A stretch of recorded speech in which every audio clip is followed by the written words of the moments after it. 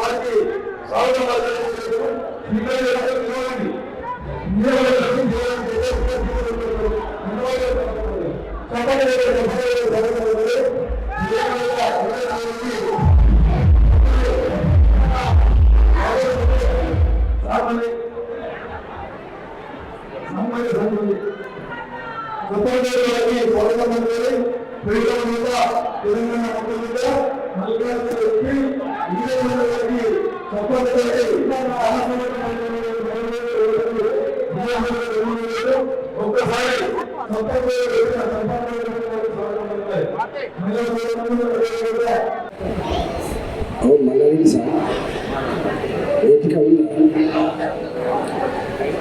ఓపిక ఉందా?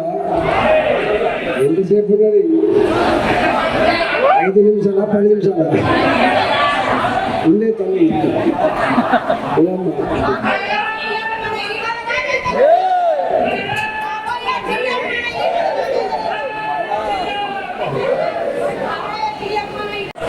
శేఖర్ యాదవ్ గారు మన జిల్లా పార్టీ అధ్యక్షులు మిత్రులు మల్లారెడ్డి గారు, ప్రధాన కార్యదర్శి గిరివర్ధన్ రెడ్డి గారు, గౌరవ కార్పొరేటర్లు శేషగిరి గారు, తారా రామచంద్రరెడ్డి గారు, భరత్ బాబు గారు, బక్కా శంకరెడ్డి గారు, గరిక శేఖర్ గారు, బావిగడ్డ రవి గారు, నందనం దివాకర్ గారు, ముందు రాయాలి కదా మీరు కంచా పెడతా దివాకర్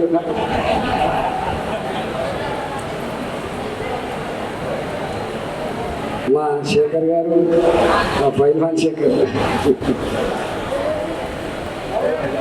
బావిగడ్డ రవి గారు, రాజిరెడ్డి గారు, సుబ్బారావు కౌన్సిలర్ గారు, సుధా గారు, మహిళా మోర్చా స్టేట్ ప్రధాన కార్యదర్శి రేవంత్ రెడ్డి గారు,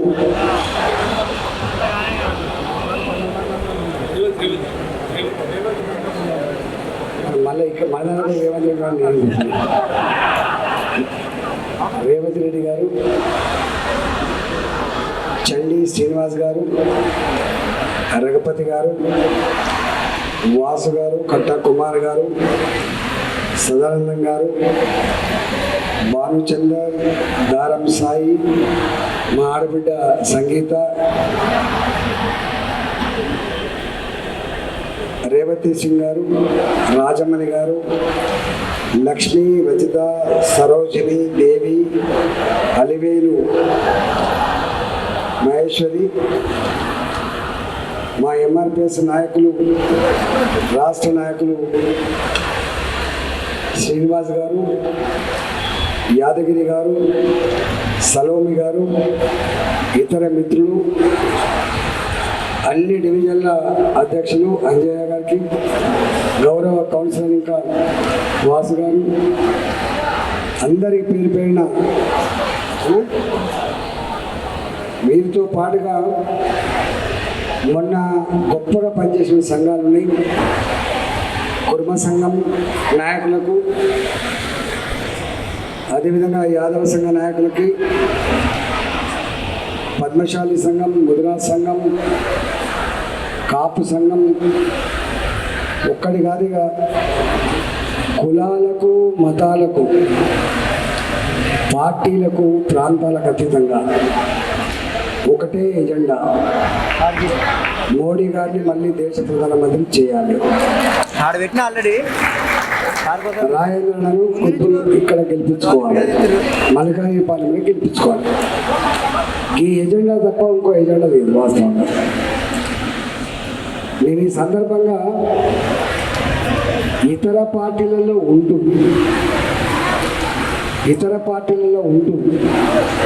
వాళ్ళు బీఆర్ఎస్ పార్టీ కావచ్చు, వాళ్ళు కాంగ్రెస్ పార్టీ కావచ్చు, లేదా తెలుగుదేశమేమో మన మిత్రపక్షంగా ఉంది, అదేవిధంగా జనసేన పార్టీ కూడా మన మిత్రపక్షంగా ఉంది. ఈవెన్ కామ్రేడ్స్ కూడా, సిపిఐ సిపిఎం పార్టీలో ఉన్నటువంటి కామ్రేడ్స్ కూడా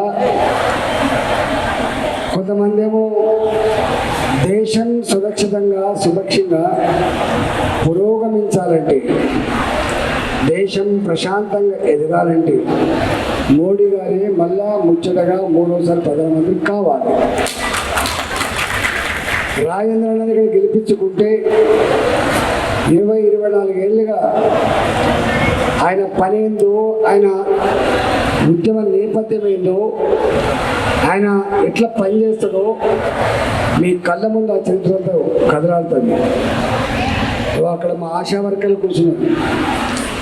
మా ఆశా వర్కర్లు, మా అంగన్వాడీ టీచర్లు, మా అంగన్వాడీ ఆయాలు, మా సెకండ్ ఏఎన్ఎంలు, మా గ్రామ కార్యదర్శులు, మా మున్సిపల్ కార్మికులు, మా గ్రామ పంచాయతీ కార్మికులు, మా ఆర్టీసీ కార్మికులు, కంపెనీలలో పనిచేసేటువంటి చిన్న జీతాలతో పనిచేసే మా కార్మికులు ఒక్కరు కాదు. ఎక్కడ దుఃఖం ఉంటుందో, ఎక్కడ ఆకలి ఉంటుందో, ఎక్కడ సమస్య ఉంటుందో ఆ టెంట్ కింద సంఘీభావం చెప్పే బిడ్డ ఈటల అనే విషయం తెలుసుకోవాలి. నాకు ఆశీర్వదించింది ఒక్క పని కోసం కాదు, అనేక వర్గాల ప్రజలు ఒక్కొక్కరు ఒక్కొక్క రకంగా ఆలోచించుకొని నన్ను ఆశీర్వదించింది. ఈ గెలుపు కేవలం మా నాయకులు, కార్యకర్తలు, మా ఎంఆర్పిఎస్ నాయకులు, కుల సంఘాల నాయకులతో పాటుగా అనేక మంది పార్టీలతో సంబంధం లేకుండా గెలిపించుకోవాలని చెప్పి ఎర్రటి ఎండను కూడా లెక్క చేయకుండా, ఏ ఇంటికి ఆయిల్లే, ఏ వాడకట్టుకు ఆ వాడకట్టే పట్టుబట్టి జట్టు కట్టి ఇంత గొప్ప విజయాన్ని చేకూర్చిన నా మలకాయి నియోజకవర్గ ప్రజానికానికి ఈ విజయాన్ని అంకితం చేస్తున్నాను. ఇది సామాన్యమైన విజయం కాదు. వాస్తవంగా ఇవాళ ఇక్కడ నాకు చరిత్ర లేకపోవచ్చు, కానీ తెలంగాణ చరిత్రనే ఇక్కడ చరిత్రగా మిగిలింది. కాబట్టి ఇవాళ గొప్పగా ఇంత మెజారిటీ మామూలు రాదు. 4 లక్షలు, 8,000 తక్కువ 4 లక్షల మెజారిటీ ఇచ్చి ఇవాళ గొప్ప విజయాన్ని చేకూర్చి నా బాధ్యత పెట్టలేకపోతే వాళ్ళే వస్తారు. కాబట్టి నేను మీ అందరికీ 2 హామీలు ఇస్తున్నా. ఒకటి, మీరు ఏ బాధ్యత నా భుజాల మీద పెట్టిందో, ఏ నమ్మకాన్ని, ఏ విశ్వాసాన్ని నా మీద ఉంచిందో ఖచ్చితంగా నిలబెట్టే ప్రయత్నం చేస్తా అని చెప్పి మీకు హామీ ఇస్తున్నాను. 2వ హామీ ఇస్తున్నా మీకు, మీరు ఎంత ఏ ఇంటికి పోయినా, ఏ వాడకట్టుకు పోయినా, మీకు ఎక్కడ ఆయనకి ఎందుకు ఓటేయాలని చెప్పి మిమ్మల్ని ప్రశ్నించలేదు, మిమ్మల్ని నిలదీయలేదు.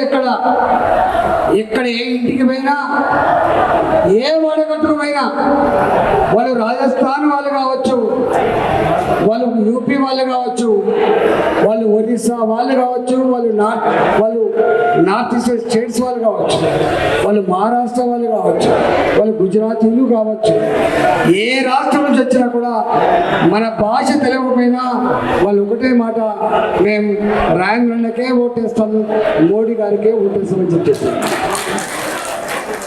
ఇవాళ మన ఎల్బీనగర్ నియోజకవర్గంలో 1,03,000 పైచికి మెజార్టీ వచ్చింది. మల్లాడి గారు చెప్తున్నారు, మున్సిపల్ కార్పొరేషన్ జరిగిన ఎన్నికల్లో 76,000 ఓట్లు వస్తే, మొన్న జరిగిన అసెంబ్లీ ఎన్నికల్లో 1,00,000 పైచిలకు అసెంబ్లీ 1,02,000 ఓట్లు వస్తే, ఇప్పటి ఎన్నికల్లో 1,77,000 ఓట్లు వేసింది కుతుబుల్లాకు. మా దివాకర్ ఒక మాట చెప్తుండు, 44 సంవత్సరాలుగా నా భారతీయ జనతా పార్టీ కార్యకర్తలు కళ్ళల్లో వత్తలేసుకొని తెలంగాణ వ్యాప్తంగా మాకు ఎప్పుడైనా అధికారం రాకపోతా అని చెప్పి ఎదురు చూస్తుండ్రో, ఈ ఎన్నికలు రేపటి భవిష్యత్తుకు పునాది పడిందని చెప్పి సందర్భంగా మనం చేస్తా ఉన్నాం. కొంతమంది ఈ ఫలితాన్ని హామీలు ఇచ్చింది, ఇప్పటి వరకు అమలు కాలే. ఎవరికి అమలు కాలే? 2000 రూపాయల పెన్షన్ 4000 ఇస్తా అని చెప్పిండు. రైతాంగానికి 2 లక్షల రూపాయలు రుణమాఫీ చేస్తా అని చెప్పిండు. రైతులకు రైతు బంధు 15,000 రూపాయలు చేస్తా అని చెప్పిండు. 4000 పెన్షన్ 6000 రూపాయలు చేస్తా అని చెప్పిండు. డబుల్ బెడ్రూమ్ ఇస్తా అని చెప్పిండు. ఇప్పటికీ ఇచ్చింది ఒకటే ఒకటి, నా ఆడబిడ్డలకు ఆర్టీసీ బస్సులలో ఉచిత ప్రయాణం తప్ప ఏది కూడా ఇవ్వలేదు. కానీ ఆయన మాత్రం ఓ గాడిద గుడ్డు పట్టుకొని తిరిగిండు. అది ఎవరికి వర్తించదు ముఖ్యమంత్రి గారు, అది వర్తించేది ఈ రాష్ట్ర ముఖ్యమంత్రి రేవంత్ రెడ్డి గారికి వర్తిస్తుంది. అది మళ్ళీ మళ్ళీ పట్టుకొని తిరుగు, మన గట్టే కాల్కొని పట్టుకొని పోతావు తప్ప లేకపోతే నీకు బరకత ఉందని చెప్పి మనం చేస్తాం. నీకు నిజాయితీ ఉంటే నువ్వు ఆనాడు ఏం మాట్లాడినావో అది గుర్తు చేసుకో. ప్రజలకు నేను గుర్తు చేస్తున్నా, రేవంత్ రెడ్డి గారు ఎన్నికల ముందు ఏం మాట్లాడాడు, ముఖ్యమంత్రిగా ఏం చేస్తున్నాడు. 6 నెలలు గడిచిపోయినప్పటికి కూడా ఒక్క హామీ అమలు చేయకుండా పిట్టల దొరలాగా అతి తక్కువ కాలంలో ప్రజల విశ్వాసాన్ని కోల్పోయిన ప్రభుత్వం, కోల్పోయిన నాయకుడు రేవంత్ రెడ్డి గారు. అవునా కాదా? తెలంగాణ ప్రజలను ఆలోచించుకోమని చెప్పి విజ్ఞప్తిస్తుంది. వీటన్నిటి మీద కొట్లాడే బాధ్యత ఉన్నవాడు కాబట్టి, కొట్లాడేందో తెలిసిన వాడు కాబట్టి తప్పకుండా కొట్లాడుతా. 4వది, నేను ఇంతకుముందు చెప్పినట్టుగా ఇవాళ మున్సిపాలిటీ కార్మికుల నుంచి మొదలుపెట్టి, ఆశా వర్గాల నుంచి మొదలుపెట్టి ఏ సంఘాలు అయితే ఉన్నాయో ఆ సంఘాలకి 20 ఏళ్ళుగా ఎట్లా అండగా ఉండడం, రేపు కూడా మీకు అండగా ఉంటా, ఫైట్ చేస్తా అని చెప్పి మనం చేస్తాం. కేంద్ర ప్రభుత్వం చేసేదైనప్పటికీ తప్పకుండా అడుగుతాం. ఏది న్యాయమో, ఏది అవసరమో ఆ న్యాయానికి అవసరం కట్టుబడి ఉంటుంది తప్ప వాటిగా అధికారం కోసం పెదవులు మూసే వాళ్ళకి కాదని చెప్పి మనం చేస్తూ, మీ అందరికీ కాలాతీతమైంది, టైం అయిపోయింది కాబట్టి చివరికి ఒక మాట చెప్తున్నా. మా కార్యకర్తలుగా, నాయకులుగా ప్రజల చెంతకు వెళ్ళండి, వాళ్ళ సమస్యలు ఏదో తెలుసుకోండి, ఉన్నంతలో ఆ సమస్యలు పరిష్కరిస్తామని చెప్పి మనం చేస్తున్నా. మనం రేపు అన్ని వాడలకు వస్తాం. ఎందుకంటే మేము మొత్తం వాడకట్టు తెలియదు కాబట్టి, అందరు తెలిసిన వారు కాదు కాబట్టి, ఒక 3 నెలలు 4 నెలలు తప్పకుండా అన్ని ప్రాంతాలు తిరుగుతా, అందరినీ కలిసే ప్రయత్నం చేస్తా, అన్ని సమస్యలు తప్పకుండా రాసుకుంటా, ఉన్నంతలో తొందరగా పరిష్కారం చేస్తా అని చెప్పి మనం చేస్తూ తెలుసుకున్నా. భారత్ మాతాకి, భారత్ మాతాకి జై తెలంగాణ, జై తెలంగాణ. నరేంద్ర మోడీ గారి నాయకత్వం, నరేంద్ర మోడీ గారి నాయకత్వం. జై శ్రీరామ్.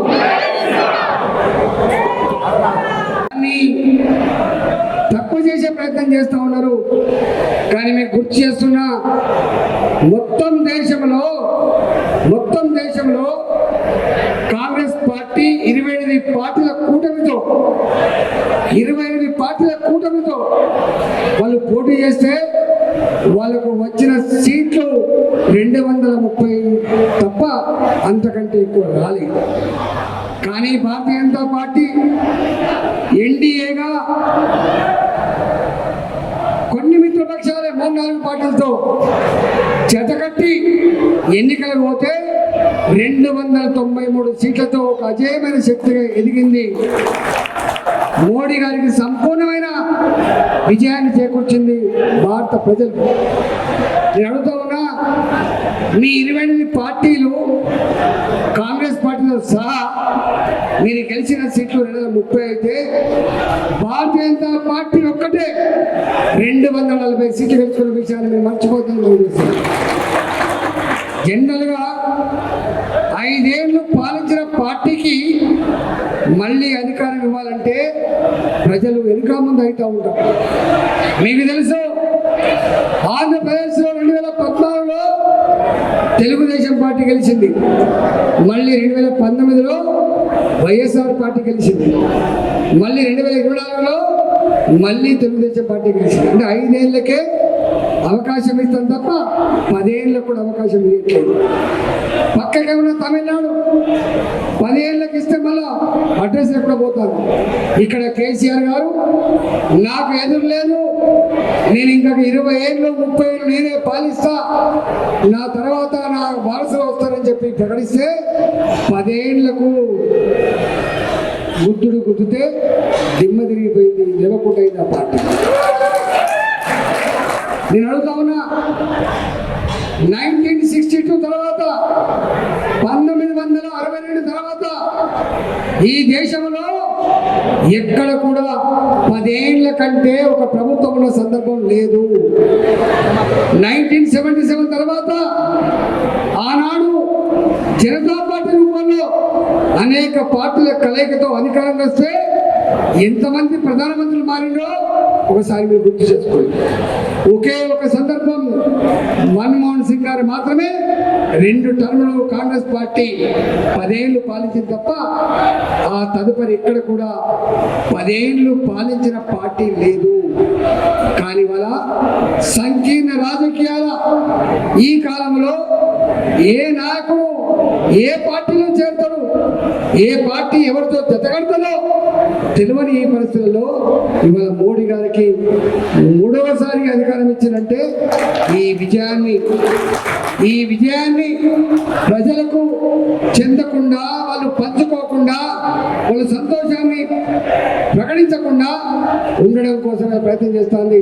నేను అడుగుతా ఉన్న కాంగ్రెస్ పార్టీ నాయకులారా, మీరు మొన్న ఈ రాష్ట్రంలో ఏమన్నది? మీరు 39% ఓట్లతో గెలిచే కాంగ్రెస్ పార్టీ 45% ఓట్లకు చేరిందని చెప్పి ప్రగల్భాలు పలికిన మీరు డబ్బులు పంచిండ్రు, మద్యాన్ని పంచిండ్రు, అనేక రకాల డ్రామాలు వేసిండ్రు. ఎన్ని డ్రామాలు వేసినా కూడా మీకు వచ్చిన ఓట్లు కేవలం 40% అంటే 1% మాత్రమే పెరిగింది తప్ప అంతకంటే ఎక్కువ ఓట్లు పెరగలేదు అధికార పార్టీ కాంగ్రెస్ కి. కానీ అదే భారతీయ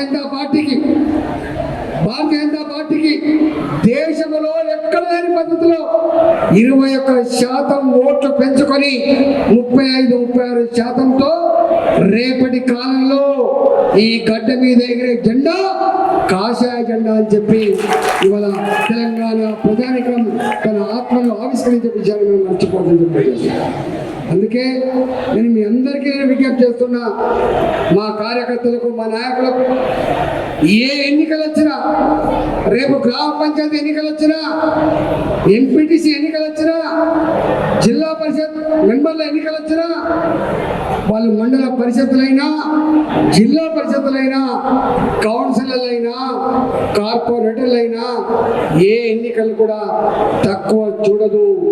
ఎమ్మెల్యే ఎన్నికలకు ఎట్లా కొట్లాడుతుందో, ఎంపీ ఎన్నికల కోసం ఎట్లా కొట్లాడుతుందో, రేపు స్థానిక సంస్థల ఎన్నికల్లో కూడా భారతీయ జనతా పార్టీ అట్లే కొట్లాడుతుంటే మనం చేస్తాం. పార్టీ అంటే కేవలం ఎమ్మెల్యేలు గెలిపించుకోవడం కాదు, పార్టీ అంటే ఎంపీలు గెలిపించుకోవడం కాదు. పార్టీకి పునాది రాళ్ళు ఎప్పుడు కనబడవు బయటికి. పునాది రాళ్ళు భూమిలోనే ఉండి ఎట్లా ఇంటిని మోస్తుందో ఇలా కార్యకర్తలు కింది స్థాయి కార్యకర్తలు కనపడకపోవచ్చు, వాళ్ళ గుర్తింపు లేకపోవచ్చు, వాళ్ళు లేకుండా పార్టీ లేదనేటువంటి సోయి నాయకులకు ఉంటుందని చెప్పి మనం చేస్తాం. తప్పకుండా పాత ఉన్న నాయకులు కావచ్చు, కొత్త ఉన్న నాయకులు కావచ్చు, ఎవరు కూడా ఇవాళ ఎవరికి తక్కువ కాకుండా అందరినీ సమన్వయం చేస్తూ ముందుకు పోతుంది భారతీయ జనతా పార్టీ. ఒక పార్టీ కొత్తగా ఎదగాలంటే, ఒక పార్టీ అధికారం రావాలంటే తప్పకుండా కొత్త శక్తి, కొత్త నీరు యాడ్ కావాల్సిందే, కొత్త నాయకత్వం, కొత్త కార్యకర్తలు రావాల్సిందే. లేకపోతే సంపూర్ణ విజయం రాదు. మీకు తెలుసు, మనం చూస్తూ ఉంటాం, ఎవరి జాగిరి కాదు, కొంతమంది అంటారు మొన్న కేసీఆర్ కూడా ఇది నా జాగిర్ అని, అటు పక్కకున్న ఆంధ్రప్రదేశ్లో నా జాగిర్ అనుకున్నాడు జగన్మోహన్ రెడ్డి గారు, కానీ ఎవరి జాగిర్ కాదు. నేను చాలాసార్లు చెప్పినా, ఎప్పటికీ ఇవ్వాలైనా రేపైనా ఎప్పుడైనా జాగీర్ ప్రజలది మాత్రమే, ప్రజలది మాత్రమే. ఓట్లు ప్రజలై ఆస్వాదించే అధికారం ప్రజలకు ఉండదు తప్ప నాయకులకు ఉండదు. కొనుక్కుంటే పదవి దొరకదు, మద్యం ఏరులై పారితే పదవి దొరకదు. అమ్మ ఇచ్చేది కాదు, నాన్న ఇచ్చేది కాదు ఈ పదవి. ఇవాళ ఏ నియోజకవర్గంలో, ఇవాళ నాకు మల్కాజ్గిరి నియోజకవర్గంలో, అందులో కుత్బుల్లాపూర్ నియోజకవర్గంలో ఆత్మను ఆవిష్కరించి ఆశ్రయించే వచ్చింది పదవి తప్ప ఇది ఉత్తగొచ్చింది కాదని చెప్పడం చేస్తాం. సన్మానం చేస్తున్నారు.